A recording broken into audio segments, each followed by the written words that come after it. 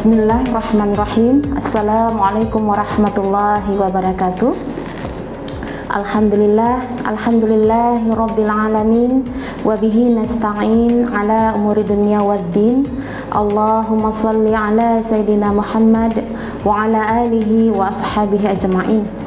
Syukur kehadirat Allah, karena hanya dengan rahmatnya, alhamdulillah kita bisa berjumpa kembali dengan Ramadan di tahun ini yang telah memberikan kita kesehatan dan waktu sehingga kita bisa bersiap untuk maksimal menjalankan ibadah, insyaallah, amin. Teriring pula salawat dan salam kepada junjungan kita Rasulullah Sallallahu Alaihi Wasallam, suri tauladan terbaik yang mencerminkan akhlak-akhlak di dalam Al-Quran. Sahabat Araneri TV dan pendengar radio Assalam yang dirahmati Allah, alhamdulillah dalam kali ini kita akan berkesempatan membahas tentang keteladanan di bulan Ramadan.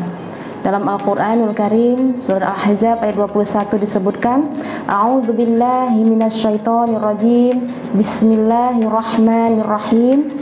Laqad kana lakum fi Rasulillahi uswatun hasanah liman kana yarjullaha wal yawmal akhir wa dzakarallaha katsira.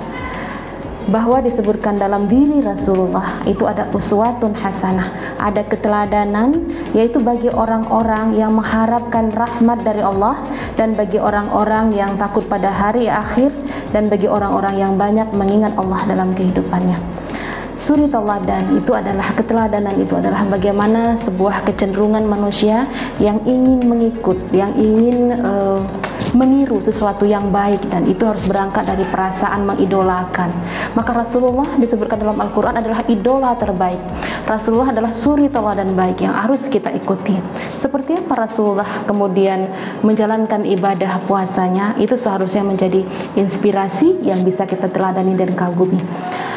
Sahabat Araneri TV dan pendengar radio Assalam yang berbahagia, ada 5 keteladanan yang patut kemudian kita praktikkan dalam amalan ibadah berpuasa kita di bulan Ramadan ini.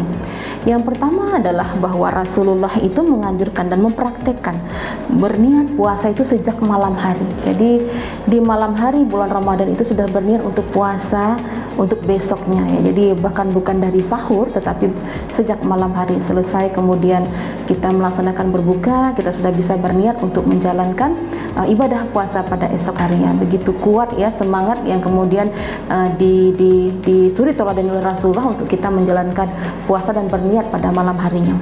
Yang kedua yaitu keteladanan yang kedua, yaitu Rasulullah itu membiasakan atau menteladani itu untuk sahur ya.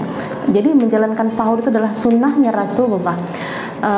Ada banyak di antara kita yang cenderung berpikir malas terbangun untuk sahur, hanya cukup menjalankan puasa ya. Sebenarnya suri tauladan yang dipraktikkan Rasulullah adalah Rasulullah melaksanakan sahur sebagian dari sunnah yang memang dijalankan menjelang puasa pada esok. Jadi bersahur itu menjelang waktu imsak ya, seperti yang sudah kita biasa jalankan. Dan mungkin selama ini kita berpikir itu hanya terbiasa harus sahur dulu supaya kuat, tapi ternyata lebih dari sekedar untuk menjadi kuat.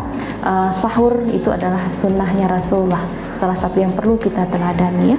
Nah yang ketiga yaitu Rasulullah juga dalam Ramadan itu adalah menyegerakan berbuka dan sholat. Nah sahabat Araneri TV dan pendengar radio Assalam, sering sekali kita memotongnya ya gitu. Jadi seolah-olah bahwa kita menyegerakan berbuka, tetapi sholatnya tidak disegerakan ketika maghrib. Jadi makan sepuas-puasnya, lalu kemudian sudah tenang-tenang baru kemudian melaksanakan sholat maghribnya. Sesungguhnya dalam suri tauladan Rasulullah bahwa kita menyegerakan berbuka, Rasulullah berbuka dengan 3 biji kurma, lalu Rasulullah segera berwudu dan segera sholat maghrib. Jadi dengan sunnah dan tauladan Rasulullah, maka sesungguhnya kita menyegerakan berbuka dan juga menyegerakan untuk melaksanakan sholat maghrib. Nah, yang keempat itu adalah memperbanyak ibadah di bulan Ramadan ya. Jadi ini bahagian yang dipraktikkan Rasulullah itu melaksanakan tadarus Al-Quran. Jadi bukan sekedar membaca tapi juga mengkajinya, daras ya, daras puasa itu